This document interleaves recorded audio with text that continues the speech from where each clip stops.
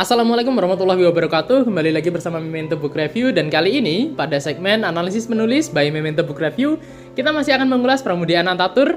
Dan kali ini kita akan bahas tentang kontroversinya. Kehidupan seseorang tentu tidak akan lepas dari polemik, terutama tokoh besar seperti Pramudia Anantatur. Apa keterlibatannya dalam G30 SPKI dan kenapa beliau bisa sampai diasingkan ke Pulau Buru selama 14 tahun nih? Tanpa berlama-lama lagi, langsung kita ulas yuk.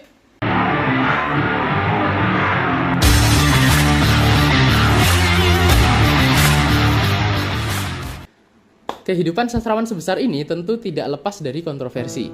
Saya hanya akan membahas dua ya. Yang pertama adalah ketika beliau menerima penghargaan Ramon Magsaysay Award tahun 1995. Di mana ketika itu menurut Wikipedia, terdapat 26 tokoh sastra Indonesia yang menolak pemberian penghargaan tersebut karena Pram dianggap memiliki sepak terjang buruk. Dituding sebagai, saya kutip, jubir sekaligus algojo lekra yang paling galak, menghantam, menggasak, membantai, dan mengganyang pada masa Orde Lama.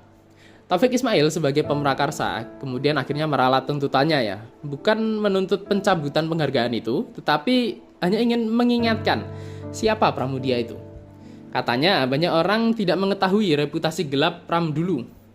Dan pemberian penghargaan Magsaysay dikatakan sebagai suatu kecerobohan. Bahkan Mokhtar Lubis mengancam mengembalikan hadiah Magsaysay yang diterima dirinya pada tahun 1958. Jika Pram tetap dianugerahi hadiah yang sama. Para penuntut ini meminta pertanggungjawaban Pram untuk mengakui dan meminta maaf akan segala peran tidak terpuji pada masa paling gelap bagi kreativitas pada masa Orde Lama. Menurut Mokhtar Lubis, Pram memimpin penindasan sesama seniman yang tidak sepaham dengannya. Menanggapi posisi Pram itu, terdapat sejumlah anak muda yang mendukung Pram nih, termasuk Widji Tukul ya, dan para pemuda-pemuda lainnya. Kehadiran wacana tandingan ini mengomentari sikap budaya tidak demokratis yang masih dipelihara oleh kaum tua. Pasalnya, belum ada forum terbuka yang adil untuk menerangkan kontroversi Pram, sebab ketika itu Pram sendiri tidak diizinkan untuk berbicara di hadapan media massa, sehingga tidak bisa membela dirinya. Bahkan Gunawan Muhammad yang dulunya berada satu kubu dengan Mokhtar Lubis dan Taufik Ismail dalam manifesto kebudayaan, Manikebu yang tadi sempat saya singgung ya, justru kali ini membela Pram.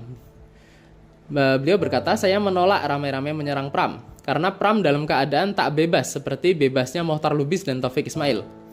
Pram memang diwawancari majalah kampus dan pers luar negeri, tapi ia tak akan diwawancari televisi atau boleh ceramah di TIM, Taman Ismail Marzuki. Saya terima Pram aktif dalam semarakkan suasana intoleran dan represif 31 tahun yang lalu. Itu kata Gunawan Muhammad. Jadi Gunawan Muhammad dan Mokhtar Lubis ini bersikukuh dalam polemik ini sehingga menyebabkan majalah Horizon itu terpecah dua ya. Horizon lama itu dipegang oleh Mokhtar Lubis, sedangkan Horizon baru itu diterbitkan sendiri oleh Gunawan Muhammad. Kontroversi kedua adalah ketika Pramudia Anantatur menolak permintaan maaf dari Gus Dur pada tahun 2000. Maaf. Ketika itu Gus Dur meminta maaf atas ketidakadilan yang dialami Pram pada masa Orde Baru. Tapi permohonan maaf itu ditolak mentah-mentah dan Pram membalas gampang amat.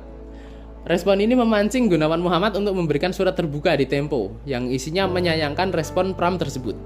Menurut Gunawan Muhammad, sikap kesatria Gus Dur itu jarang dimiliki pejabat dan tidak mudah untuk melakukannya. Pram membalas dalam kolom tulisan berikutnya bahwa dia menolak karena menganggap ucapan Gus Dur itu hanya basa-basi. Minta maaf boleh, tapi setelah itu apa? Karena yang Pram tuntut bukanlah permohonan maaf, tapi penegakan hukum yang adil. Tidak seperti yang dulu membuatnya diasingkan. Seperti kata Pram sendiri, saya tidak mudah memaafkan orang karena sudah terlampau pahit menjadi orang Indonesia.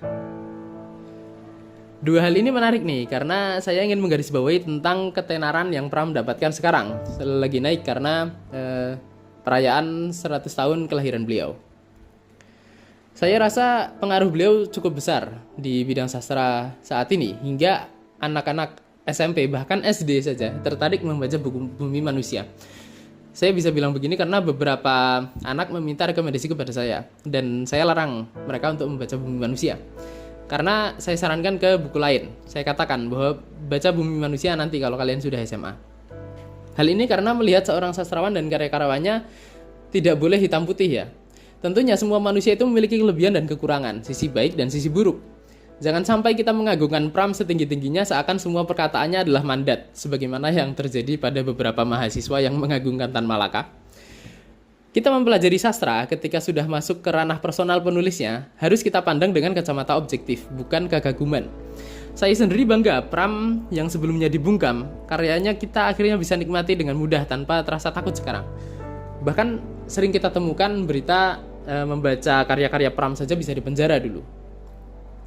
Tapi sedih saja sih ketika banyak yang bilang pada saya mereka mengagumi Pram hanya karena beliau terkenal, hanya karena bahkan belum pernah membaca karya-karyanya atau paling mentok Bumi Manusia aja gitu.